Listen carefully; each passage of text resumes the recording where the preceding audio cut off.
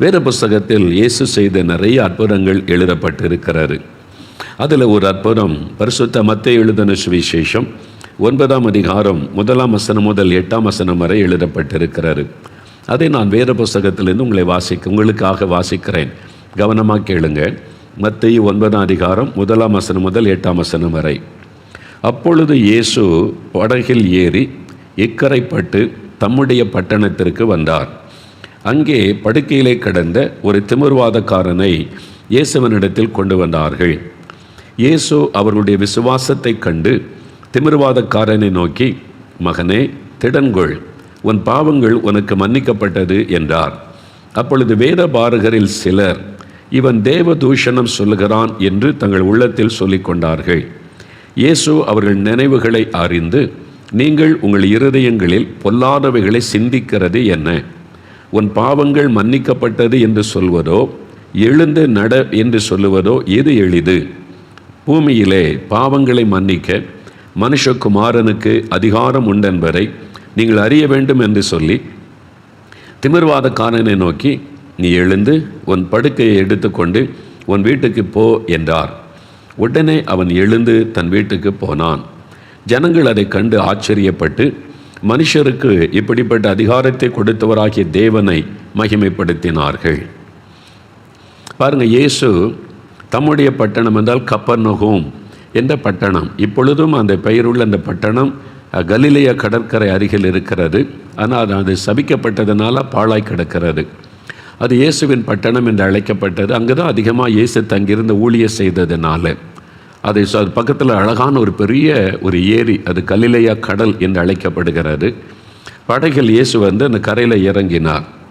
அப்பொழுது ஒரு வீட்டில் அவர் இருந்தபோது, அந்த ஊரில் இருக்கிற ஒரு வீட்டில் இருக்கும்போது வசனத்தை பிரசங்கித்து கொண்டிருந்தார். அப்போ படுக்கையிலே திமிர்வாதமாய் கிடந்த ஒரு மனிதனை சிலர் இயேசுவண்டை கொண்டு வருகிறார்கள்.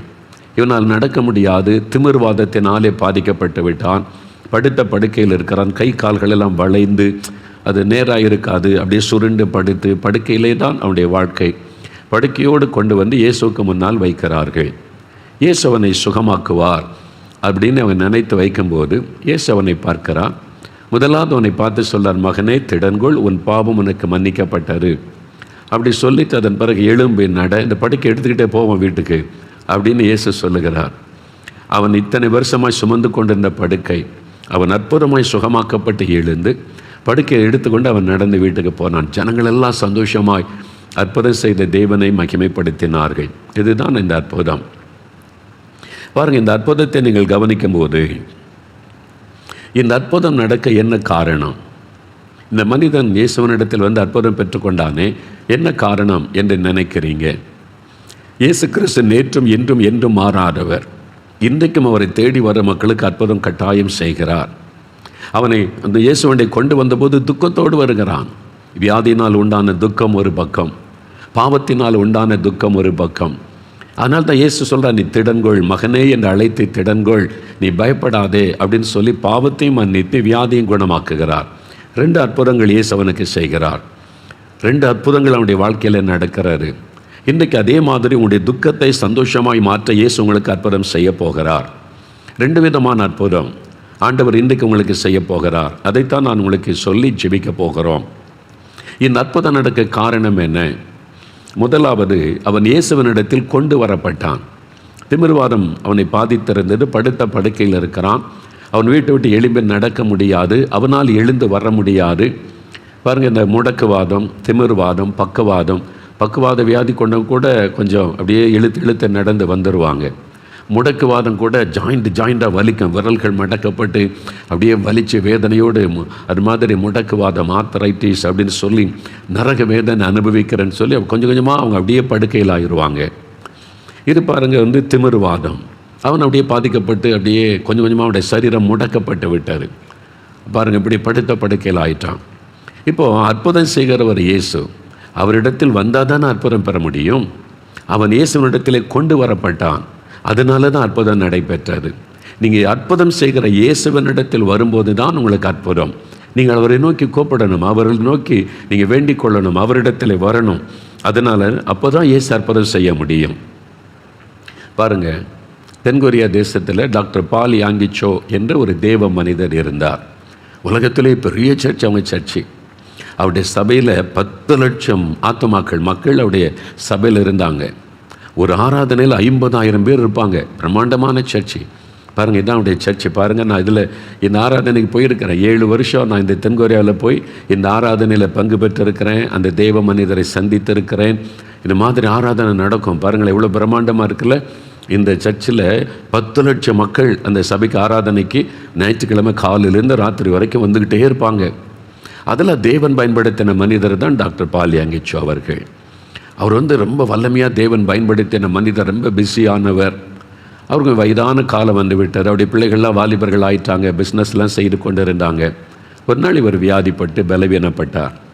பிள்ளைகளுக்கு அப்பா மேலே தானே, அப்பா ராத்திரி பகலில் ஊழியை செய்கிறாங்க, உடம்பை கவனிக்கிறது இல்லை, சிக்காயிட்டாங்க அப்படின்னு சொல்லி இங்கேருந்து அவங்க ஊழியன்னு சொல்லி டைமே இளைப்பாறுதலுக்கு தரமாட்டாங்கன்னு சொல்லி இவர் தான் அந்த தேவ மனிதர் டாக்டர் பால் யாங்கிச்சோ. அவர் என்ன பண்ணாங்க, தென்கொரியாவுக்கு பக்கத்தில் தான் ஜப்பான் தேசம் இருக்கிறாரு. அங்கே பிரபலமான ஒரு ஆஸ்பத்திரியில் பிரபலமான டாக்டர்கிட்ட அப்பாயின்மெண்ட் வாங்கிட்டாங்க. எங்கள் அப்பா சிக்கா இருக்காங்க, நாங்கள் கொண்டு வரோன்னு சொல்லி கட்டாயப்படுத்தி இவரை கூட்டிகிட்டு போயிட்டாங்க. அங்கே போய் டாக்டர் ஸ்கேன் எல்லாம் எடுத்து பார்த்து எல்லாம் செக் பண்ணி ரிப்போர்ட் எடுத்தா அவருடைய சரீரத்துக்குள்ள உள் உறுப்புகளில் 2-3 பாதிப்புகள். டாக்டர் சொல்லிட்டாங்க ரொம்ப சீரியஸ், உடனே ஒரு ஆப்ரேஷன் பண்ணணும், இல்லாட்டா உயிருக்கே ஆபத்து. இதுவரை அவங்க கவனிக்காமல் இருந்துட்டாங்கன்னு சொல்கிறாங்க. இவர் எப்பவும் ஊழியை செய்துக்கிட்டே இருக்கிறவராச்சு தான். அதனால் உடம்பு சரியாக கவனிக்கலை. இப்போ உடனே ஆப்ரேஷன் உடனே பண்ணணும், உடனே தேதி ஃபிக்ஸ் பண்ணணும் அப்படின்னு சொல்கிறாங்க. இவர் சொன்னார், உடனே என்னால் முடியாது, எனக்கு டைம் வேணும், நான் கொஞ்சம் டைம் யோசித்து சொல்கிறேன் அப்படின்னு சொல்லி. இல்லை அதுக்கெல்லாம் டைம் இல்லை, உடனே ஆப்ரேஷன் பண்ணணும், இல்லை 1 வாரம் டைம் கொடுங்க, நான் 1 வாரம் கழித்து வந்துடுறேன். பிள்ளைகிட்ட சொன்னார், 1 வாரம் கழித்து வர்றேன், நீங்கள் என்ன ட்ரீட்மெண்ட் கொடுக்கணுமே எனக்கு கொடுங்கன்னு சொல்லேன். சரி 1 வாரம் கழித்து டைம் ஃபிக்ஸ் பண்ணிட்டாங்க. இந்த நாளில் ஆப்ரேஷன். அவர் தென்கொரியா வந்துட்டார். தென்கொரியாவில் ஒரு ஜெபமலை, ப்ரேயர் மவுண்டன், அங்கே எப்பவுமே ஜெப சத்தம் கேட்டுக்கிட்டே இருக்கும். மக்கள் எப்பவுமே இரவும் பகலும் ஜெபித்துக்கிட்டே இருப்பாங்க. அங்கே நிறைய ரூம்ஸுகளாக இருக்கும். அதில் இவருக்கு ஒரு ரூம் இருக்குது டாக்டர் பால் யாங்கிச்சோவுக்கு. அவர் அங்கே போய் நாள் கணக்கான உட்காந்து ஜெபம் பண்ணிக்கிட்டே இருப்பார். அந்த இடத்த நான் பார்த்துருக்கிறேன், அந்த ரூம் எல்லாம் பார்த்துருக்கிறேன். சின்ன ஒரு ப்ரேயர் ரூம். இவர் நேரம் அங்கே போனார். அங்கே தான் ஆண்டவர்கிட்ட போய் உட்காந்து ஜெபம் பண்ணுவார், பேசுவார். எல்லாமே ஆண்டவருடைய பாதத்தில் போய் உட்காந்து ஜெபம் பண்ண 3 நாள் நான் உபவாசம் பண்ணி ஜெபிக்கிறேன்னு காத்திருந்து ஆண்டவருடைய பாதத்தில் காத்திருந்து ஜெபம் பண்ணினார். ஆண்டவரே எனக்கு இது பதில் தெரியணும், என்னையே நீங்கள் சுகமாக்கலை, நான் உங்கள் ஊழியம் தானே செய்கிறேன், ராத்திரி பகலில் உமக்கு தானே ஊழியம் செய்து கொண்டே இருக்கிறேன், இந்த மாதிரி பாதிப்பு என் உடம்பில் வந்துட்டு நீங்கள் ஏன் என்னை சுகமாக்கலை அப்படின்னு கேட்டார். அப்போ இயேசு அவரை சந்தித்தார். இயேசு சொன்னாராம், நீ ஏன் என்கிட்ட கேட்கல, உனக்கு சுகம் வேணும்னு நீ கேட்கலையே, உன் உடம்புல பிரச்சனை வந்துட்டு பாதிப்பு வந்துட்டு நீ என்கிட்ட கேட்டிருக்கணும்ல, கேளுங்கள் உங்களுக்கு கொடுக்கப்படும், நீங்கள் ஜெபத்தில் கேட்கிட்டா தானே பெற்றுக்கொள்ள முடியும் நான் சொல்லியிருக்கிறேன், அதைத்தானே நீ மற்றவங்களுக்கு பிரசங்கம் பண்ணுற, அப்போ நீ கேட்டிருக்கணும்ல. அப்போ தான் அவர் தன்னுடைய உணர்ந்தார், ஐயோ நான் கேட்க தவறி இப்போ கேட்குறேன், எனக்கு சுகம் கொடுங்க, என் உள்ளுக்குள்ளே இதெல்லாம் பாதிக்கப்பட்டிருக்கு, ஆப்ரேஷன் பண்ணணுன்னு டாக்டர் சொல்கிறாங்க, நீங்கள் என்னை சுகமாக்கணும்னு சொல்லி ஜெபம் பண்ணினார். அவ்வளோதான். ஆண்டவர் ஒரே ஒரு தொடுதல், எல்லாம் சரியாயிட்டு போன்ட்டார் ஆண்டவர். பிள்ளைகள் கூட்டிகிட்டு போனாங்க. அடுத்த வாரம் அதே ஆஸ்பத்திரிக்கு ஜப்பானில் கொண்டு போய் அவர் போன போது ஆப்ரேஷனுக்கு எல்லாம் ஒழுங்கு பண்ணும்போது சொன்னார், இல்லை இன்னொரு முறை எனக்கு ஸ்கேன் எடுங்க, என்னென்ன ஸ்கேன் ரிப்போர்ட் முன்னால் எடுத்தீங்களோ அதெல்லாம் திருப்பி எடுங்கன்றார். டாக்டர் சொல்கிறாங்க, என்ன இருக்குது ரிப்போர்ட்டு, இப்போ தான் எடுத்தோம் போன வாரம், அதுக்குள்ளே என்ன மாற்றம் வந்துட போது, ஆப்ரேஷனுக்கு ஒழுங்கு பண்ணுவோம். இல்லை நீங்கள் முதல்ல இன்னொரு முறை ரிப்போர்ட் எடுத்து செக் பண்ண பிறகு தான் ஆப்ரேஷனுக்கு சம்மதிப்பேன்னு சொல்லிட்டார். பிள்ளைகள் ஐயா இன்னொன்று எடுத்துருங்க அப்படின்னு சொன்னோன்னே திருப்பி எல்லாம் ஸ்கேன் பண்ணி எல்லா ரிப்போர்ட்டை எடுத்தால் எல்லாம் நார்மல், அவருக்கு ஒரு பிரச்சனையும் இல்லை.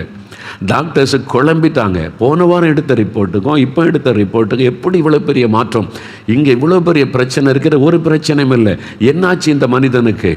அவங்க கேட்டாங்க, நீங்கள் எங்கே போனீங்க, யார்கிட்ட போனீங்க, எப்படி இந்த மாற்றம் ஒரே வாரத்துக்குள்ளே. அவர் சிரிச்சுக்கிட்டே சொன்னார், எனக்கு ஒரு பெரிய டாக்டரை தெரியும், அவர்கிட்ட போய் நான் பேசினேன்னா அவர் எனக்கு சரி பண்ணி விட்டுட்டாரு அப்படின்னு சொன்னாங்க. யார் அந்த டாக்டர்? இயேசு. அவர் என்னை தொட்டார், சரியாயிட்டு, அவ்வளோதான். ரொம்ப சிம்பிள். இது அவரே சொன்னார். நாங்கள் போயிருந்தபோது அவருடைய பிரசங்கத்தில் அந்த வார்த்தையை அவர் சொன்னார். எனக்கு அன்பானவர்களே, பெரிய ஊழியக்காரனாக இருந்தால் கூட நம்ம போய் அவர்கிட்ட கேட்கணும். நீ கேளு, நான் உனக்கு பதில் தர்றேன், நீ கூப்பிடு, என்கிட்ட வா, அப்படி தான் ஆண்டவர் சொல்லுகிறார். அதனால் நீ இயேசு கிறிஸ்துக்கிட்ட வந்தவங்களுக்கு அவர் அற்புதம் செய்கிறார். இப்போ அவர் உங்களை தேடி உங்கள் வீட்டுக்கு வந்திருக்கிறார், உங்கள் பக்கத்தில் வந்திருக்கிறார். நீங்கள் அவரை நெருங்கி வரணும், அவரிடத்தில் வரணும். வியாதிப்பட்ட குழந்தைகளை கொண்டு வந்து அவருடைய பாதத்தில் வைக்கணும். வியாதிப்பட்ட உங்களுடைய கணவரை இயேசுவின் பாதத்துக்கு கொண்டு வரணும். வியாதிப்பட்ட மனைவி உங்களுடைய வீட்டில் என்ன பிரச்சனை அவருடைய சமூகத்தில் கொண்டு வரணும். இயேசுவே, இதுதான் எங்கள் பிரச்சனை, இதுதான் எங்களுடைய போராட்டம், இதுதான் எங்களுடைய கஷ்டம், ஆண்டவருடைய சமூகத்தில் நீங்கள் கொண்டு வந்தால் இயேசு அற்புதம் செய்வார். எங்களுக்கு இந்த கடன் பிரச்சனை இருக்குது, எனக்கு திருமண பிரச்சனை இருக்குது, வேலை இல்லாத பிரச்சனை இருக்குது, ஆண்டவர் எனக்கு கற்பத்தின் கனியில் ஆண்டவரிடத்தில் வரணும், அவரிடத்தில் சொல்லணும். அப்போ ஆண்டவர் அற்புதம் செய்வார். பாருங்கள், இந்த திமிர்வாதக்காரன் வீட்டில் இருக்க வரைக்கும் அற்புதம் இல்லை. அவன் இயேசுவண்டை கொண்டு வரப்பட்டான். நீங்கள் இன்றைக்கி இயேசுகிட்ட வந்திருக்கிறீங்க, அவர் உங்கள் பக்கத்தில் வந்திருக்கிறார். உங்களுடைய மனம் திறந்து அவர்கிட்ட சொல்ல போகிறீங்க, இயேசு உங்களுக்கு அற்புதம் செய்ய போகிறார். ரெண்டாவது, இந்த அற்புதம் நடக்க இன்னொரு காரணம் என்ன தெரியுமா? அந்த 2வது வசனம் பாருங்கள். அங்கே படுக்கையில் கிடந்த அந்த திமிர்வாதக்காரனை இயேசுவனிடத்தில் கொண்டு வந்தார்கள். இயேசு அவருடைய விசுவாசத்தை கண்டு, Jesus saw their faith. அவனுடைய விசுவாசத்தை கண்டு தான் இயேசு அற்புதம் செய்தார். அப்போ ரெண்டாவது, உங்களுக்குள்ள விசுவாசம் இருக்கணும், அப்போ தான் ஆண்டவர் அற்புதம் செய்வார். சிலர் சொல்லுவாங்க, இயேசு எனக்கு அற்புதம் செய்துட்டா நான் விசுவாசிக்கிறையா அப்படிம்பாங்க. ஆனால் இயேசு என்ன சொல்லுகிறார்? நீ விசுவாசித்தால் நான் உனக்கு அற்புதம் செய்வேன். முதலாவது விசுவாசம். எபிரேயர் 11ஆம் அதிகாரம் 6ஆம் வசனத்தில் பைபிளில் சொல்லியிருக்குது, விசுவாசம் இல்லாமல் தேவனுக்கு பிரியமாக இருப்பது கூடாத காரியம். தேவனிடத்தில் ஒரு மனிதன் வரும்போது அவர் உண்டு என்று விசுவாசிக்கணும். தம்மை தேடுகிறவர்களுக்கு பலன் அளிக்கிறவர், நான் ஜெபம் பண்ணினால் பதில் தருகிறவர், நான் வேண்டிக் கொண்டால் அற்புதம் செய்கிறவர் என்று விசுவாசிக்க வேண்டும். அப்போ அவங்களுக்கு அற்புதம் நடக்கும் என்று வேதம் சொல்லுகிறது.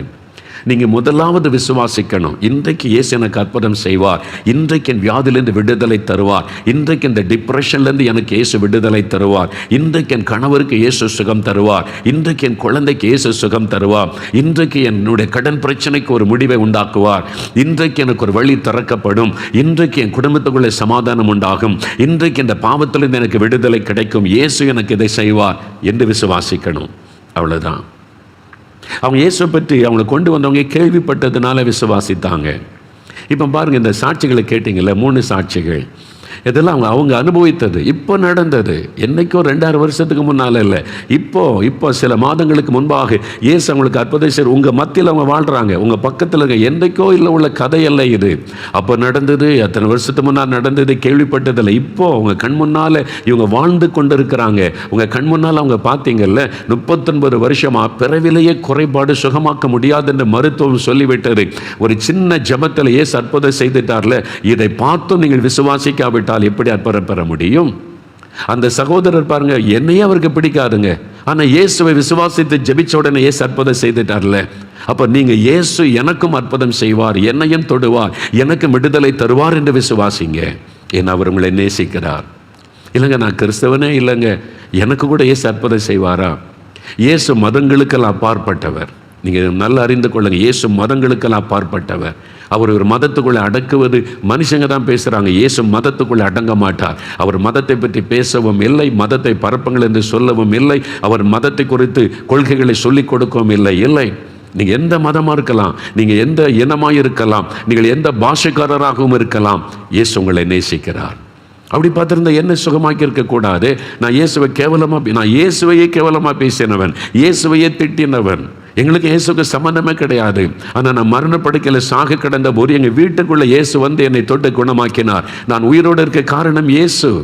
இருதை வீங்கி வலது கால் செயலற்று சாக கிடந்தேன்.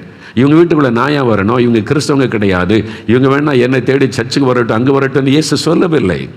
நம்ம எங்கே இருக்கிறோமோ அந்த இடத்துல இயேசு வந்து அற்புதம் செய்கிறவர். ஏனென்றால் அவர் கடவுள், அவர் எல்லாரையும் நேசிக்கிறவர், அந்த மனுஷனுடைய கட்டுப்பாடுகளுக்கெல்லாம் தாண்டினவர். அவர் ஒரு எல்லைக்குள்ளே அடக்கி வைக்க முடியாது.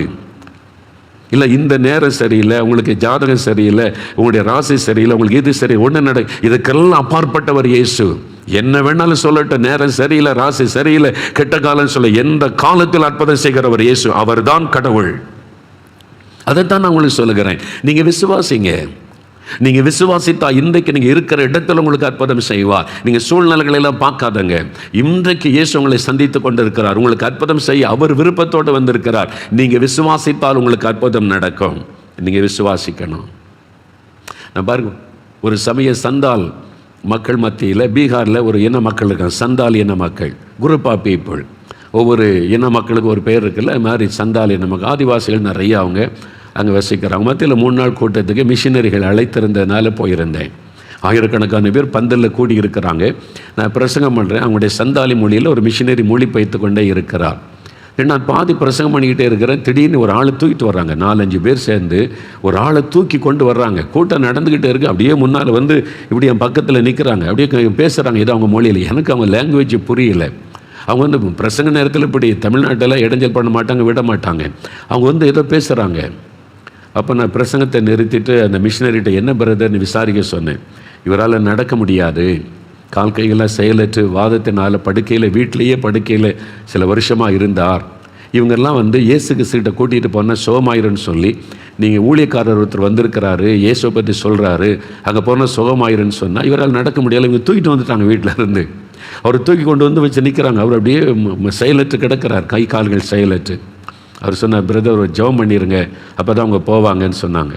என்ன பிரசங்கம் பண்ணிகிட்டு இருக்கும்போதே பிரசங்கம் முடிச்சு தான் வியாதிஸ்தரை ஜெபிப்போம். சரி அப்படின்னு சொல்லி உடனே கை வைத்து இயேசுவின் நாமத்தில் அவர் சுகம் அடையட்டும் அப்படின்னு சொல்லி சுருக்கமாக ஒரு சின்ன ஜெபம் தான் பண்ணேன். என்ன பிரசங்கத்தை டிஸ்டர்ப் பண்ணுற மாதிரி நான் நினைத்தது. ஆனால் ஒரு ஜெபம் பண்ணோன்னே அவர் தூக்கி கொண்டு போய் ஒரு ஓரத்தில் படுக்க வச்சுட்டாங்க. அவ்வளோதான். அப்புறம் ஒரு 1 மணி நேரம் கூட்டம் நடந்தது, முடிந்தது. நிறைய பேருக்கு இயேசு அற்புதம் செய்தார், சாட்சியெல்லாம் சொன்னாங்க. முடிஞ்ச பிறகு மத்தியான சாப்பாட்டு வேலை. என்ன மிஷினரிகள் கூட்டிகிட்டு போனாங்க. ஒரு இடத்துல டென்ட் போட்டிருந்தாங்க, அங்கே சாப்பாடு கொடுக்க. வந்திருந்தவங்களுக்கெல்லாம் சாப்பாடு ஒழுங்கு பண்ணி எல்லாம் கியூவில் நிற்கிறாங்களா. ஒரு ஆள் பிளேட்டை தூக்கிட்டு போனார் கியூவில். இந்த மிஷினரி சொன்னாங்க, அண்ணா இந்த ஆளை பாருங்கள் அப்படின்னாங்க.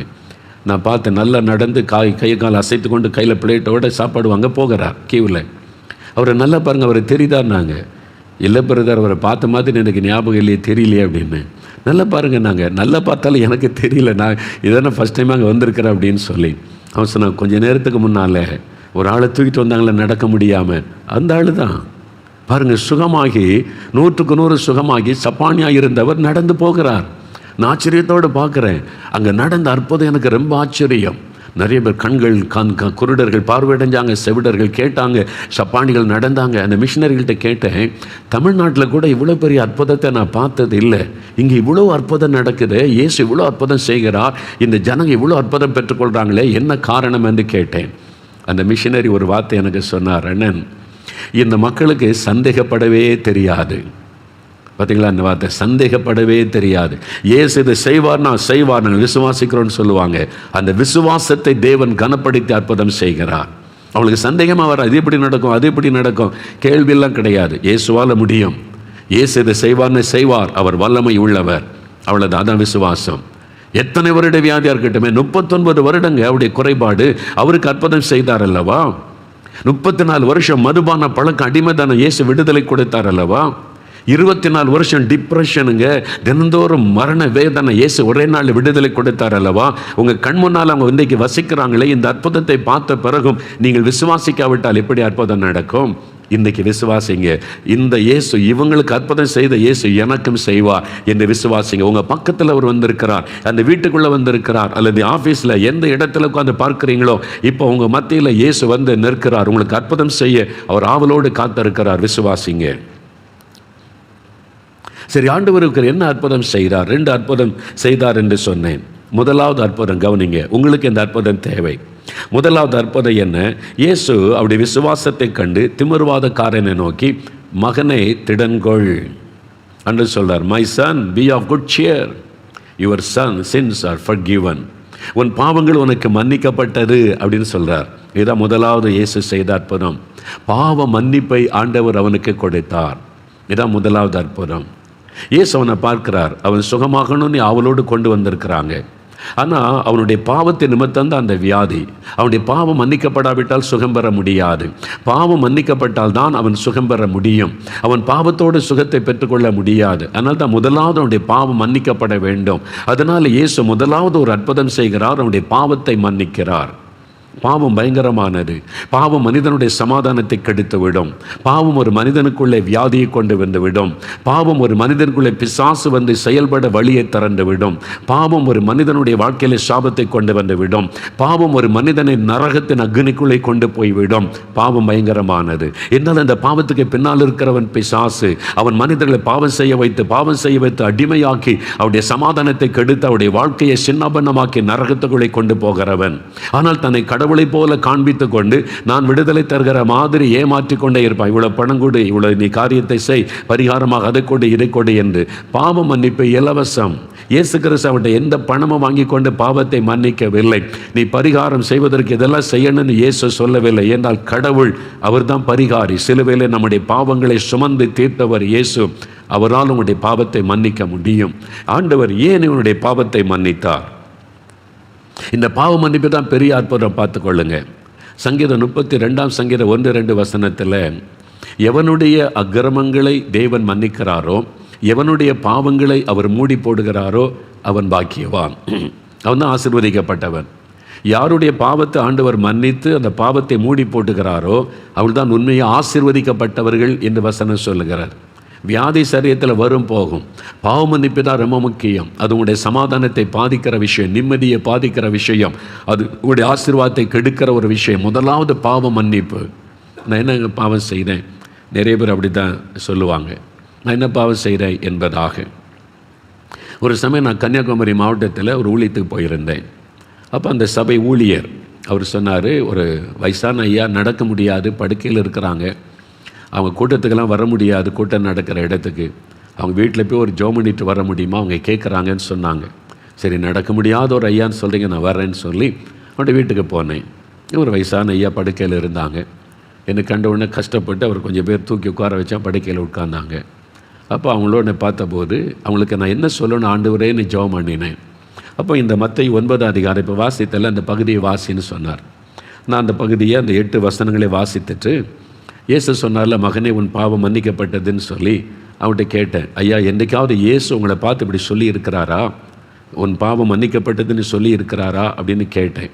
உடனே அவர் சொன்னார், நான் பாவம்லாம் ஒன்றும் செய்யலையா, நான் சர்ச்சுக்கு போக வருவேன், நான் உண்டு, என் வேலை உண்டு, நான் என்ன பாவம் செய்தேன், நான் என்ன குடித்தேனா, அடுத்த ஆள் சொத்தை எடுத்தேன், நான் கொலை பண்ண பாவம்லாம் ஒன்றும் செய்யலை, நான் பக்தியாக நான் உண்டு, நான் என் வேலை உண்டுன்னு இருக்கிறேன்னு சொன்னார். நான் பாவமே செய்யலைன்னு சொன்ன பிறகு என்னத்தை பேச முடியும்? நான் அப்படி அசந்து போனேன். வசனம் சொல்லுது, நாம் எல்லாரும் பாவம் செய்து தெய்வ மகிமை இழந்து போனோம் என்று வேதத்தில் சொல்லியிருக்குது. ஆனால் அவர் சொல்கிறார், பாவமே செய்யலை. என்ன பாவம் செஞ்சேன்? நான் என்ன பாவம் செய்துட்டேன் எனக்கு இப்படி நடக்குது? நிறைய பேர் பேசுவாங்க, பார்த்துருக்கீங்களா? ஆனால் பீடி சிகரெட்டை ஊற்றிக்கிட்டு நான் என்னங்க பாவம் செய்துட்டேன் அப்படின்னு கேட்பாங்க. பாவம்னா குடிக்கிறது, வெறிக்கிறது, கொலை செய்கிறது, திருடுறது, அடுத்த சொத்தை அபகரிக்கிறது, இதுதான் பாவம் என்று நாம் நினைத்து கொண்டு இருக்கிறோம். அதனால் நான் என்ன பாவம் செய்துட்டேன் அப்படின்னு நம்ம கேட்குறோம். ஆண்டவரே கொஸ்டின் பண்ணுவோம், நான் என்ன பாவம் செய்துட்டேன், எனக்கு எப்படி நடக்கணும் அப்படின்னு சொல்லி. அந்த தகப்பனார் அப்படி தான் கேட்டார். அப்போ ஆண்டவரே நான் இவருக்கு என்ன சொல்கிறது? தன் பாவன்றதை உணர்வே அவருக்கு இல்லையே, என்ன சொல்ல முடியும்? உடனே ஆண்டவர் சொன்னார், வேத புஸ்தகத்தில் மார்க் எழுதின சுவிசேஷம் 7ஆம் அதிகாரத்தில் இயேசு ஒரு காரியம் சொல்கிறார். மார்க் 7ஆம் அதிகாரம் 21ஆம் வசனம் முதல் அதை எடுத்து அவனுக்கு வாசி அப்படின்னு ஆண்டவர் சொன்னார். என் உள்ளத்தில் பேசணுன்னே, சரி நீ ஐயா இன்னொரு வேத பகுதியை வாசிக்கிற கேட்கலங்கன்னு சொன்னோன்னே சரின்னு கேட்டார். மார்க் 7ஆம் அதிகாரம் 21ஆம் வசனம் முதல் பாருங்கள். எப்படி எனில், மனுஷருடைய இருதயத்துக்குள்ளிருந்து பொல்லாத சிந்தனைகளும், விபச்சாரங்களும், வேசித்தனங்களும், கொலை பாதகங்களும், களவுகளும், பொருளாசைகளும், துஷ்டத்தனங்களும், கபடும், காமவிகாரமும், வன்கண்ணும், தூஷணமும், பெருமையும், மதிகேடும் புறப்பட்டு வரும். பொல்லாங்கானவைகளாகிய இவைகளெல்லாம் உள்ளத்திலிருந்து புறப்பட்டு மனுஷனை தீட்டுப்படுத்தும் என்று இயேசு சொன்னார். இருதயத்தை தீட்டுப்படுத்துகிற விஷயம். நம்ம நினைக்கிறோம் பாவனை கொலை பண்ணுறது, அடிக்கிறது, அடுத்த சொத்தை எடுக்கிறது, நான் உண்டு என் வேலை உண்டு தானே இருக்கிறேன். ஆண்டவர் சொல்லுகிற மனுஷனுடைய இருதயத்துக்குள்ள இந்த பொல்லாத சிந்தனை, விபச்சாரம், வேசித்தனம், இச்சைகள், கோபங்கள், எரிச்சல்கள், வைராக்கியங்கள், பகைகள், அடுத்தவங்களை பற்றி புறங்கூறுவது, இந்த பாவனை இருக்குல்ல. இதை வாசித்த உடனே அவர் பார்த்து சொன்னார், ஐயா இதில் இயேசு சொல்கிறார், இதில் ஒரு பாவம் கூட உங்கள்கிட்ட இல்லையா? நான் பாவி தான் ஐயா, எனக்குள்ள இந்த பாவம்லாம் இருக்குது. அப்போ இயேசு சொல்றார், மனிதனுடைய இருதயத்தை தீட்டுப்படுத்தக்கூடிய பாவங்கள் இருதயத்துக்குள்ளேருந்து வருகிறது. அப்போ அவர் ஒத்துக்கொண்டார். இதில் அப்போ இயேசு கிறிஸ்துகிட்ட சொல்லுங்கள், என் பாவத்தை மன்னிங்க, இயேசுவே உங்கள் ரத்தத்தினால் என் இருதயத்தை கழுவுங்கன்னு கேளுங்க, இயேசுடைய பாவத்தை மன்னிப்பார்னு சொன்ன உடனே உண்மையாய் அவர் ஜெபம் பண்ணினார். அந்த ரட்சிப்பு பாவ மன்னிப்பை பெற்றுக்கொண்டார் வயதான அந்த தகப்பனார். எனக்கு அன்பானவர்களே, இன்றைக்கு உங்களுடைய பாவம் மன்னிக்கப்பட்ட நிச்சயம் உங்களுக்கு இருக்குதா? உங்கள் பாவம் மன்னிக்கப்படணுமா? நான் என்ன செய்யணும்? முதலாவது நான் பாவி என்பதை உணரணும். இந்த மனுஷன் பாவரிக்கையே பண்ணலையே, இயேசு பாவத்தை மன்னிச்சாரே அப்படின்னு நினைக்கிறீங்களா? அவன் பாவத்தை உணர்ந்தான். அதனால தான் பாருங்கள், இயேசுகிட்ட கொண்டு வரும்போது அவனை பார்த்து உன் பாவத்து மகனை திடன்கொள் என்று சொல்ல காரணம் என்ன தெரியுமா? அவனுக்கு தெரியும், நான் செய்கிற பாவத்தினால் தான் எனக்கு இந்த வியாதி, என் பாவத்தினால நான் முடக்கப்பட்டு விட்டேன். இப்போ அவனுக்குள்ள தன் பாவத்துக்கு ஒத்த உணர்வு அவனுக்கு இருக்கிறது. அதே சமயத்தில் பயம், இயேசு என் பாவத்தை மன்னிப்பாரா? ஐயோ, இவன் பாவம் செய்தவன், பாவத்தினால தான் இந்த வியாதி, கொண்டு போங்க இவனை. இவன் துன்மார்க்கமாய் நடந்தான், குடிகாரனாக இருந்தான், விபச்சாரம் பண்ணினான், இவன் அடுத்தவங்களை குடியை கெடுத்தான், அவன் வந்து மற்றவங்களை பற்றி புறங்கூறி கொண்டே அலைந்தான், ஐயோ இவன் பாவி, கொண்டு போங்க அப்படின்னு இயேசு சொல்லிவிடுவாரோ என்கிற பயம். அந்த பாவ உணர்வு அவனுக்குள்ள இருந்தது, பயமும் அவனுக்குள்ள இருந்தது. என் பாவம் மன்னிக்கப்படுமா என்கிற பயம். ஆனால் தான் வேதம் சொல்லுகிறது, மனுஷன் முகத்தை பார்க்கிறான், கர்த்தரோ இருதயத்தை பார்க்கிறார். கர்த்தராகிய இயேசு அவனுடைய இருதயத்தை பார்த்தபோது அவன் பாவத்தை குறித்த உணர்வுள்ளவனாய் இருந்தான். ஐயோ, நான் பாவம் செய்துட்டேனே, என் பாவத்தினால தான் இந்த வியாதி, என் பாவம் மன்னிக்கப்படுமா, இயேசு மன்னிப்பாரா, புறம்பே தள்ளிவிடுவாரா என்று பயந்தான். இயேசு சொல்லார், மகனே, அன்பாய் சொல்லுகிறார், மகனே நீ பயப்படாத, நீ பாவின்னு உன்னை புறம்பே தள்ள மாட்டேன், உன் பாவம் உனக்கு மன்னிக்கப்பட்டது. அவனுடைய இருதயத்திலே பாவத்தை உணர்ந்த மனம் திரும்பினான். இயேசு அதை பார்த்தார். அப்போ அவனுடைய இருதயத்தில் மனம் திரும்பினை, நான் பாவம் செய்துட்டேன், இந்த பாவத்திலிருந்து ஆண்டவரே எனக்கு ஒரு மன்னிப்பை வேணும், என் தவறுகளை மன்னியுன்னு ஒப்பு கொடுக்கும் போது இயேசு பாவத்தை மன்னிக்கிறார். இன்னைக்கு என்னைக்காவது உணர்ந்திருக்கிறீங்களா? ஒரு சமயம் ஒரு சகோதரர் என்னை பார்க்க வந்தார். தூத்துக்குடி பட்டணத்திலிருந்து என்னை பார்க்க வந்தார். அங்கே அப்போ தான் ஒரு கூட்டம் நடத்தி முடித்திருந்தோம். முடிஞ்ச 2 நாள் கழித்து வந்தார்.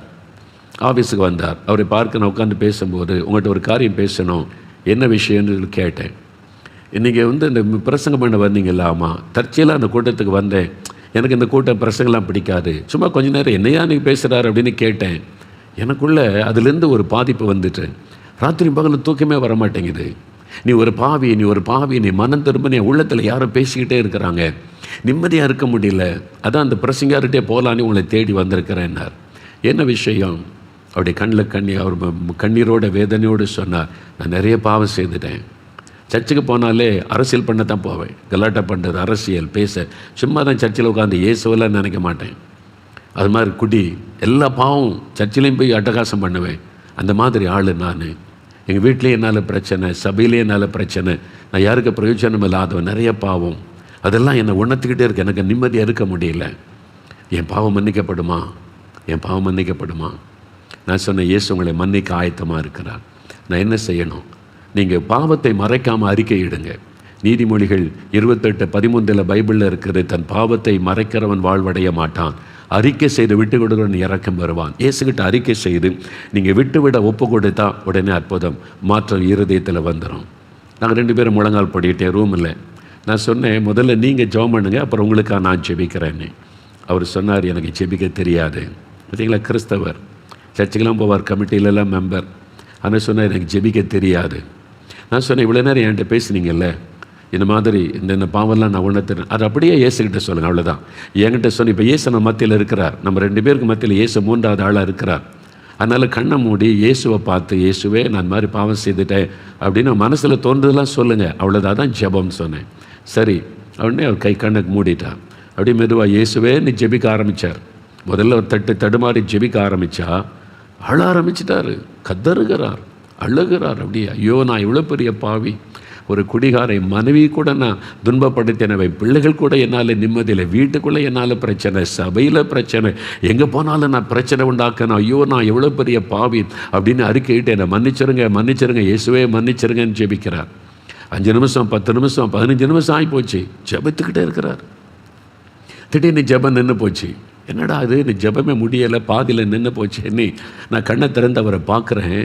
அப்படியே கண்ணில் தாரை தாரையாய் வடிந்த சட்டெல்லாம் கண்ணீர்னால் நனைஞ்சிருக்கு. அவர் நான் பார்த்த உடனே சொல்கிறாரு, அதாவது வெளியே சொல்ல முடியாத பாவம், என் அந்தரங்க வாழ்க்கையில் நான் செய்கிற பாவத்தை ஆண்டவர் எனக்கு உணர்த்துகிறார். இந்த பாவத்தெல்லாம் செய்தில்லை, அது வெளியே சொல்ல முடியாது, என் நாவினால் சொல்ல முடியாது. நான் சொன்னேன், உங்கள் பாவம் எனக்கு தெரிய வேண்டிய அவசியம் இல்லை, எந்த மனுஷனுக்கும் தெரிய வேண்டாம், மனதுக்குள்ளேயே ஜெபம் பண்ணுங்க, வெளியே சொல்ல வேண்டாம், இருதயத்திலேயே இயேசுவே நான் இந்த பாவத்தை செய்தேன் ஒத்துக்கொள்ளுங்க, அறிக்கையிடுங்கன்னு சொன்னேன். சரின்னுட்டு திருப்பி அழுதார். சத்தமே இல்லை, நான் அழுக சத்தம் வந்தார். தன் பாவத்தை எல்லாம் அறிக்கையிட்டு அழுதார். 1/2 மணி நேரம் ஜெபித்திருக்கிறார். ஜெபம் பண்ணவே தெரியாதுன்னவர் 1/2 மணி நேரம் தன் இருதயத்தில் இருந்து எல்லாத்தையும் ஆண்டவர்கிட்ட கொட்டி விட்டார். அதன் பிறகு நான் ஜெபம் பண்ணி முடித்தேன். எழும்பும்போது பாருங்கள், புது மனிதன், முகரூபமே மாறிவிட்டார். முகம் மலர்ந்து சந்தோஷம் சொல்கிறார். அவ்வளோ சந்தோஷம், என் பாரமெல்லாம் போய்விட்டது, அந்த பாவத்தின் பாரம் போய்விட்டார், ஒரு குழந்தையினுடைய இருதயம் போல மாறிவிட்டார், எனக்கு அவ்வளோ சந்தோஷம். அதுதான் இயேசு. இந்த பாவம் மன்னிப்பையும் பாவத்திலிருந்து விடுதலையை இயேசு மாத்திரம்தான் தர முடியும். அடித்து ஏன்னு தெரியுமா? நம்முடைய பாவத்துக்காக சிலுவையிலே பரிகாரமாக தன் இரத்தத்தை சிந்தி பாவ மன்னிப்பை உண்டாக்கினவர் இயேசு மாத்திரம்தான். ரத்தம் சிந்ததில் இல்லாமல் பாவ மன்னிப்பு உண்டாகாது என்பதை எல்லா வேதங்களும் ஒத்துக்கொள்ளுகிறது. அப்போ இயேசு கிறிஸ்துவின் ரத்தம் நம்முடைய பாவங்களை, சகல பாவங்களை நீக்கி சுத்திகரிக்க வல்லமை உள்ளது. அவர் தான் நமக்கு ரத்தத்தை சிந்தினார். அந்த பாவம் மன்னிக்கப்பட்டு விட்டால் இனம் புரியாத சந்தோஷம், சமாதானம் உள்ளத்தில் வரும் பாருங்க. அவர் சொன்னார் பார்த்தீங்களா, வானத்தை தொடர மாதிரி சந்தோஷம். இது அனுபவம், இது எக்ஸ்பீரியன்ஸுங்க, சும்மா சொல்லுவதல்ல. என்றைக்கோ நடந்துச்சா, அப்போ நடந்துச்சு, அவங்க சொன்னாங்க, இவங்க எழுதி வச்சுருக்காங்கல்ல. இப்போ அனுபவிக்கிற சந்தோஷம் உங்களுக்கு இன்றைக்கு தருவார். இயேசுவே என் பாவத்தை மன்னிச்சிருங்க. என் இருதயத்தில் பெருமை, பொறாமை, எரிச்சல், பண ஆசை, கண்களின் நிச்சை, மாமிசத்து நிச்சை, ரகசிய பாவங்கள், ஐயோ என்னை தீட்டுப்படுத்துகிற எத்தனையோ பாவங்கள், உங்களுடைய ரத்தத்தினால என்னை கழுவி பரிசுத்தப்படுத்துங்க. ஐயா அறிக்கையிட்டுறலாம், ஐயா ஒப்பு கொடுத்துடலாம். நான் 15 வருஷம் 20 வருஷம் செய்துக்கிட்டே இருக்கேன்னு அதை விட முடியுமா? இயேசு விடுதலை தருவார். யோவான் 8:36 இயேசு கிறிஸ்து உங்களை விடுதலையாக்கினால் மெய்யாகவே விடுதலையாவீங்க. இயேசு உங்களுக்கு விடுதலை நீங்கள் விட வேண்டாம். பாவத்தை அறிக்கை செய்து ஒப்பு கொடுங்க. விடுதலை வேணும்னு கேளுங்க, இயேசு விடுதலை கொண்டு தருவார். அவங்க சொன்னாங்கல்ல, ஐயா 34 வருஷமாக குடிகாரன், இயேசு தொட்டார், அதன் பிறகு மதுபானை சிந்தையே வரலையே மாற்றம். அந்த பாருங்க, ஒரு கசக்கி எதையோ வாயில் போட்டுக்கொண்டே இருந்தார். இயேசு ஒரே நாள் தொட்ட பிறகு அந்த சிந்தனையே வரலையே, அந்த மாற்றம். அதுதான் இயேசு செய்கிற அற்புதம். அவர் செய்கிற மிகப்பெரிய அற்புதம் மனிதனை பாவத்திலிருந்து விடுதலை ஆக்குவது. இன்றைக்கு உங்களுக்கு பாவ மன்னிப்பை தேவை, விடுதலை தேவை. முதலாவது அற்புதம். ரெண்டாவது இயேசு செய்த அற்புதம் பாருங்க, 6வது 7வது வசனம் பாருங்க. இயேசு சொல்கிறார், பூமியிலே பாவங்களை மன்னிக்க மனுஷகுமாரனாகிய இயேசுவுக்கு அதிகாரம் உண்டு என்பதை நீங்கள் அறிய வேண்டும் என்று சொல்லி திமிர்வாதக்காரனை நோக்கி, நீ எழுந்து உன் படுக்கை எடுத்துக்கொண்டு நீ போ, உன் வீட்டுக்கு போ என்றார். உடனே அவன் எழுந்து தன் வீட்டுக்கு போனான். உடனே, இம்மீடியட்லி. இன்றைக்கு உடனே, இப்போவே உங்களுக்கு அற்புதம் நடக்கும். இப்போவே உங்கள் வீட்டில் நீங்கள் இருக்கிற இடத்துல நீங்கள் அந்த அனுபவத்தை பெறுவீங்க. இப்பொழுதே நோய் மாறும். எத்தனை வருட வியாதியாக இருந்தாலும் இப்பொழுதே உங்களுடைய காது கேட்கும். இப்பொழுதே உங்களுடைய கண்கள் திறக்கப்படும். இப்பொழுதே கட்டிகள் மறையும். இப்பொழுதே உங்களுடைய வாத வியாதிகள் மறையும். இப்பொழுதே உங்களுடைய கால்கள் செயல்பட ஆரம்பிக்கும். இப்பொழுதே பாதிக்கப்பட்ட உறுப்புகள் புதிதாய் மாறும். இப்பொழுது இதே நேரம், இப்போ நம்ம ஜெபிக்க போகிறோம், அற்புதம் நடக்க போகிறது. ஆனால் நீங்கள் விசுவாசிக்கணும். ஒரு சமயம் ஒரு கிராமம், திருநெல்வேலிக்கு பக்கத்தில் ஒரு கிராமத்தில் ஒரு சகோதரி, அவங்க வாத வியாதியினால் பாதிக்கப்பட்டு நடக்க முடியாமல் ஆயிட்டாங்க. இதே மாதிரி இந்த சகோதரன் மாதிரி படுக்கையில் ஆயிட்டாங்க. படுக்கை தான் எல்லாமே, படுக்கையில் இருக்கிறாங்க. யாராவது ஹெல்ப் பண்ணி தான் தூக்கணும், எல்லாமே செய்யணும். அது சொன்ன 4 மாவட்டியில் ஒவ்வொரு கடைசி சனிக்கிழமை திறப்பின் வாசல் ஜெபம் நடைபெறும். தேசத்துக்காக ஜெபிப்போம். கடைசியில் வந்திருக்கிறவங்க சுகம் விடுதலைக்காக ஜெபம் பண்ணுவோம். நிறைய பேரை இயேசு சுகமாக்குகிறார். அது அறிந்ததுனால அவங்க சொன்னாங்க, என்னை இந்த திறப்பின் வாசல் ஜெபத்துக்கு கூட்டிகிட்டு போங்க, எனக்கு இயேசு சுகம் தருவார், அங்கே போய் ஜெபம் பண்ணால் இயேசு சுகம் தந்துடுவார். அது அவங்களுடைய விசுவாசம். சரி, ஆசைப்படுற ஆளே கொண்டு போயிடுவோன்னு சொல்லி கார் பிடித்து வாடகைக்கு, ரொம்ப தூரம், திருநெல்வேலியிலேருந்து இருக்கும் தூரம் போகணும். ஒரு 2-3 மணி நேரம் பிரயாணம். 4 மாடிக்கு வரணும்னா 2-3 மணி நேரம் பிரயாணப்பட்டு வரணும். ஒரு கார் வாடகைக்கு அமர்த்தி அந்த வீட்டில் கூட தூக்கி பின் சீட்டில் படுக்க வச்சு கொண்டு வந்துட்டாங்க. இங்கேயும் தூக்கி கொண்டு வந்து தேவனுடைய அந்த சமூகத்தில் படுக்க வச்சுட்டாங்க. படுக்க வச்சுட்டு அவங்களும் குடும்பத்தாரும் ஜெபிச்சாங்க. ஜெபத்தில் எல்லாம் பங்கு பெற்றாங்க. வியாதிஸ்தர்காக ஜெபிக்கும் போது அவங்களும் ஜெபித்தாங்க எல்லாமே. அப்போ தன் பிறகு கூட்டம் முடிந்தது. எல்லாருக்கும் நான் ஜெபிக்கும் போது என்கிட்டையும் கொஞ்சம் கூட்டிகிட்டு போனாங்க. நானும் கை வைத்து ஜெபம் பண்ணினேன். அவ்வளோதான், ஒரு மாற்றமும் நடக்கலை. அவங்க எழும்பவும் இல்லை, நடக்கவும் இல்லை. ஆனால் அவங்க ஆண்டவரே, நான் திரும்ப வீட்டுக்குள்ளே வரும்போது நடந்து தான் வரணும், அப்படி தான் ஜெபிச்சுட்டு வந்திருக்கிறாங்க. 4 மாடிக்கு என்னை கொண்டு போகிறாங்க ஜெபத்துக்கு. உங்களுடைய சமூகத்துக்கு நான் வர்றேன், நான் திரும்பி இந்த வீட்டுக்குள்ளே நடந்து தான் வரணும். இப்போ என்னை தூக்கிட்டு போகிறாங்க, நடந்து தான் வரணும். அதான் அவங்களுடைய விசுவாசம். ஆனால் நான் கூட்டத்தில் ஜெபிச்சாங்க, ஒரு அற்புத மாற்றம் உண்டாகலை. நான் அவங்களுக்கு கை வைத்து ஜெபம் பண்ணேன், ஒன்றும் நடக்கலை. காருக்குள்ளே தூக்கி கொண்டு போய் வச்சு, சரி ஆசைப்பட்டபடி ஜெபத்தை கூட்டிகிட்டு வந்துட்டோன்னு சொல்லி குடும்பத்தாரெல்லாம் திருப்பி கொண்டு போனாங்க. திருப்பி 2-3 மணி நேரம் ட்ராவல் பண்ணி அவங்க வீட்டுக்கு முன்னால் கார் நின்றார். அவங்கெல்லாம் கருவை திறந்து இவங்களை தூக்க போனால் காரை விட்டு தானாக இறங்கி நடந்து வீட்டுக்குள்ளே போகிறாங்க. எல்லாம் ஆச்சரியமாக பார்க்குறாங்க. என்னாச்சு, நடந்து போகிறாளே, நடந்துட்டாளேன்னு கேட்டால், ஆமாம் நான் நடந்துட்டேன், இயேசு சுகமாக்கிட்டாரு. எந்த நேரம் எப்படி இயேசு அற்புதம் செய்வார் ஒருத்தர் கணிக்க முடியாது. அப்போ அவங்க வந்து அற்புதமாக சாட்சி சொன்னாங்க. அவங்களுடைய விசுவாசம் என்ன, என்னை வீட்டிலேருந்து தூக்கிக்கிட்டு தான் கூட்டத்துக்கு கொண்டு போகிறாங்க, ஆனால் நான் வீட்டுக்குள்ளே வரும்போது நடந்து வரணும். அதான் அவங்களுடைய ஜெபம், அதான் அவங்களுடைய விசுவாசம். தேவன் அந்த விசுவாசத்தை கனப்படுத்தின. அதனால தான் இங்கே ஜெபிக்கிற சமயத்தில் ஒரு மாற்றத்தை பார்க்க முடியல, நான் கை வைத்து ஜெபிக்கும் ஒரு மாற்றத்தை பார்க்க முடியல. ஆனால் இயேசுவோடைய விசுவாசத்தை கனப்படுத்தி வீட்டுக்கு முன்னால் கார் நின்ற உடனே எழும்ப முடிந்தது, நடக்க முடிந்தது. வீட்டுக்குள்ளே போனாங்க. இயேசு அற்புதமாய் சுகமாக்கி விட்டார். விசுவாசம். நீங்கள் எப்படி விசுவாசிக்கிறீங்களோ அப்படியே ஆண்டவர் அற்புதம் செய்வார். இன்றைக்கு எனக்கு அற்புதம் நடக்கும். இப்போ தொடும்போது இயேசு எனக்கு விடுதலை தருவார். கட்டிகள் மறையும், இந்த வாத வியாதி மாறும், நடக்க முடியாத நான் எழும்பி நடப்பேன், என் குழந்தை நடக்கும். விசுவாசித்தால் அற்புதத்தை காண்பீங்க. இன்றைக்கு செய்வார். ஒரு சமயம் கன்னியாகுமரி மாவட்டத்தில் ஒரு ஊருக்கு ஊழியத்துக்கு போயிருந்தேன். செம்பன் விளை அப்படின்னு ஒரு இடம் இருக்குது. அநேக வருஷத்துக்கு முன்னால் ஊழியத்துக்கு போயிருந்தேன். அப்போ அந்த கூட்டத்தில் ஒரு சகோதரி, இது ஒரு நிறைய கூட்டமாக உங்களை பார்க்கணுன்னாங்க. அந்த சகோதரி கூட்டத்தில் சரி வாங்கன்னு ஒரு குழந்தைய கூட்டின்னு வந்தாங்க. அந்த குழந்தைய கூட வந்து, இந்த குழந்தை உங்களை காட்டுறதுக்கு தாயா நான் கூட்டிகிட்டு வந்தேன். நாங்கள் அப்படியா, என்ன விசேஷம் இந்த குழந்தையில்? அப்போ அவங்க சொன்னாங்க, என் குழந்தையால் நடக்க முடியாது ஐயா, நடக்க முடியாமல் சப்பானியாக இருந்த குழந்தை, இந்த குழந்தை தூக்கிக்கிட்டு தான் சர்ச்சுக்கு போகணும், தூக்கிக்கிட்டு தான் வரணும், என் குழந்தை நடக்கணுமே, இயேசு சுகம் கொடுக்கணுமே, நீ எவ்வளோ நாள் ஜெபம் பண்ணினேன். உங்கள் திறப்பின் வாசல் ஜெபத்துக்கு ஒரு நாள் குழந்தையை கொண்டு வந்து ஜெபிக்கணும்னு எனக்கு ஆசை, ஆனால் இதை தூக்கிட்டு என்னால் வர முடியாது, என்ன செய்கிறது? அப்போ அன்றைக்கி சொன்ன வீட்டிலையே உபவாசம் பண்ணி ஜெபிக்கலான்னு சொல்லி ஒரு திறப்பின் வாசல் ஜெபம் அன்றைக்கு காலை 9லேருந்து 3 மணி வரை நானும் உபவாசம் பண்ணி வீட்டிலேயே சப்பானியாக இருக்கிற குழந்தை வைத்துக்கொண்டு நான் கருத்தாக ஜெபம் பண்ணேன். இயேசுவே, 4 மாவட்டத்தில் இவ்வளோ பேர் ஜெபிக்கிறாங்க, நானும் அவங்க கூட சேர்ந்து ஜெபிக்கிறேன், என் குழந்தைக்கு ஒரு அற்புதம் நடக்கணும், சுகம் உண்டாகணும்னு ஜெபம் பண்ணேன். 3 மணி வரைக்கும் ஜெபம் பண்ணினேன். 3 மணிக்கு ஜெபம் முடிஞ்சிட்டு உபவாசத்தை முடித்து கிச்சனில் போய் நான் கொஞ்சம் வேலை செய்ய ஆரம்பித்தேன், சமையல் வேலைகளை கவனிக்க. திடீர்னு என் குழந்தை நடந்து என் பக்கத்தில் வந்து நிற்கிது, அம்மான்னு சொல்லி. நான் திரும்பி பார்த்தா என் பிள்ளை நடக்குது, நான் வச்ச இடத்துலேருந்து நடந்து வந்து என் பக்கத்தில் நிற்குது. எனக்கு நாம் ஆச்சரியமாகிவிட்டது. என் குழந்தைய பார்க்குறேன், இப்போ குழந்தை நல்லா நடக்குது, நடக்க முடியுது, அற்புதமான சுகம். சப்பானியாக இருந்த குழந்தைய என் ஜெபத்தை கேட்டு இயேசு நடக்க பண்ணிட்டார் ஐயா, இந்த குழந்தைய கொண்ட காட்டுறதுக்கு தான் கூட்டிகிட்டு வந்தேன்னு சொன்னாங்க. அந்த தாயினுடைய விசுவாசம். நான் அந்த குழந்தையை பார்க்கவும் இல்லை, அதை தொடவும் இல்லை, நான் ஜெபிக்கவும் இல்லை. எப்படி இந்த அற்புதம் நடந்தது? இயேசு அந்த தாயினுடைய விசுவாசத்தை பார்த்தார், அவருடைய ஜெபத்தை கேட்டார், அற்புதம் செய்தார். அதனால் பாருங்கள், இன்றைக்கு அதே இயேசு தான் உங்களை பார்த்து கொண்டு இருக்கிறார். என் பிள்ளைங்க ஜெபிக்க போகிறாங்க, நான் அற்புதம் செய்வேன். இன்றைக்கு உங்களுக்கு அற்புதம், இப்போ உங்களுக்கு அற்புத சுகம் உண்டாக போகிறது. விசுவாசிக்கிறீங்களா? இப்போ நம்ம ஜெபிக்க போகிறோம். இயேசுவால் எப்படிங்க இந்த அற்புதம்லாம் செய்ய முடியுது? பாவத்திலேருந்து விடுதலை, நோயிலிருந்து விடுதலை, பிறவி குறைபாடெல்லாம் நீங்குது. எப்படிங்க இந்த அற்புதம் நடக்குது? ஆச்சரியப்படுகிறீங்களா? இயேசு கிறிஸ்து வானத்தை பூமியை உண்டாக்கின சர்வ வல்லமுள்ள தேவன். அவர் மூலமாகத்தான் உலகம் முழுவதும் சிருஷ்டிக்கப்பட்டார். காணக்கூடாதவராய் இருந்த அவர் மனிதன் மேலே வைத்த அன்பினால இந்த உலகத்தில் மனிதனாய் அவதரித்தார். எதுக்காக?